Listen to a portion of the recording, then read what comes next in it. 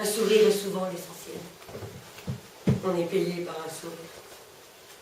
On est récompensé par un sourire. On est animé par un sourire.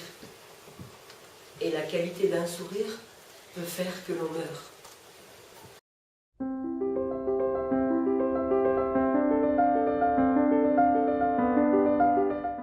Les Voyageurs du Soir vous proposent une soirée lecture des lettres de Saint-Exupéry par le Théâtre du Lion.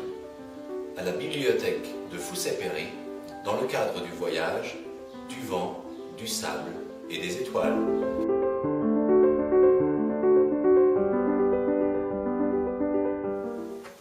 Ce qui m'a appris l'immensité, ce n'est pas la Voie lactée, ni l'aviation, ni la mer, ni même la poésie, mais le second lit de votre chambre.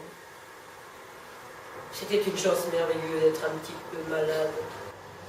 On avait envie de l'être et chacun à son tour. C'était un océan sans limite auquel la grippe donnait droit. Ma petite maman, comment pouvez-vous vous demander si vos lettres m'ennuient? Ce sont les seules qui me fassent vraiment battre le cœur. Écrivez-moi et dites-moi ce que l'on dit autour de mon bouquin. Je vous embrasse du fond du cœur comme je vous aime.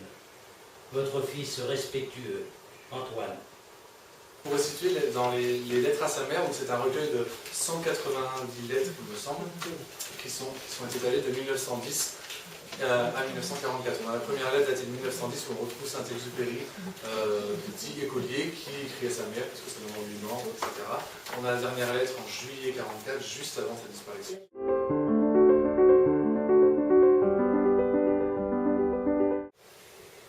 J'ai un tel besoin de ton amitié.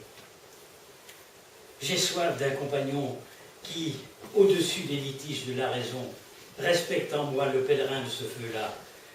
J'ai besoin de goûter quelquefois par avance la chaleur promise et de me reposer un peu au-delà de moi-même en ce rendez-vous qui sera nôtre. Je n'ai pas à me disculper, je n'ai pas à plaider, je n'ai pas à prouver. Je trouve la paix.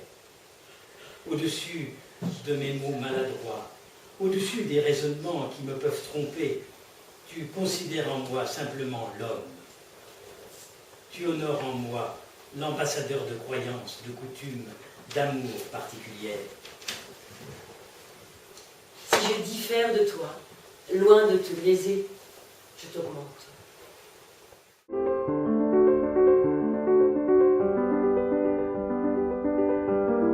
On a des dessins à chaque fois. Maintenant, c'est dans les bulles. Voilà. Et c'est aussi, on explique souvent Le Petit Prince, c'est Saint-Exupéry. Et là, il montre vraiment. C'est lui qui parle et c'est la bulle, ce que vous avez pu lire, c'est dans les bulles des dessins, donc on en a plusieurs comme ça, donc c'est assez impressionnant. Les contes de fées, c'est comme ça. Un matin, on se réveille, on dit, ce n'était qu'un conte de fées. On sourit de soi, mais au fond, on ne sourit guère.